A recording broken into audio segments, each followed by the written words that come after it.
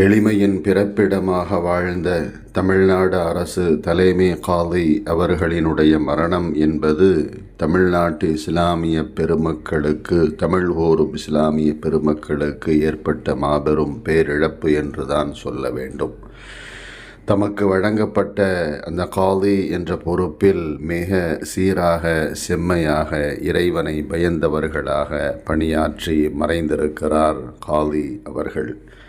சாதாரணமானவர்கள் அல்ல, எளிமையின் முகவரியாக, எளிமையின் பிறப்பிடமாக இந்த உலகத்தில் வாழ்ந்து மறைந்திருக்கிறார். அரசு கொடுத்த பல்வேறு சலுகைகளை வேண்டாம் என்று கூறி, அல்லாஹுவுக்காக நான் பாடுபடுகிறேன் என்று கூறி அந்த சலுகைகளை ஒதுக்கி வைத்தவர்தான் நமது தமிழ்நாடு அரசு தலைமை காதி அவர்களினுடைய மரணத்திற்கு வந்திருக்கும் திரளான மக்கள் கூட்டத்தை தான் நீங்கள் காணுகிறீர்கள். சென்னை திருவல்லிக்கேணி வாலாஜா பள்ளிவாசலில் வைத்து அவர்களது ஜனாசா தொழுகை நடைபெற்றது. இது மக்கள் கூட்டமா அல்லது அலைகடலில் பொங்கி வரும் மக்கள் கூட்டமா என்று கேட்பது போல பெருந்திரளான ஒரு மாபெரும் கூட்டத்தை நாம் இங்கு பார்க்கிறோம். எல்லாம் வல்ல அல்லாஹு தாலா அவர்களது பிழைகளை மன்னித்து அவர்களுக்கு சுவனத்தை கொடுத்திட வேண்டும் என்று நாம் எல்லாம் துஆ செய்வோம்.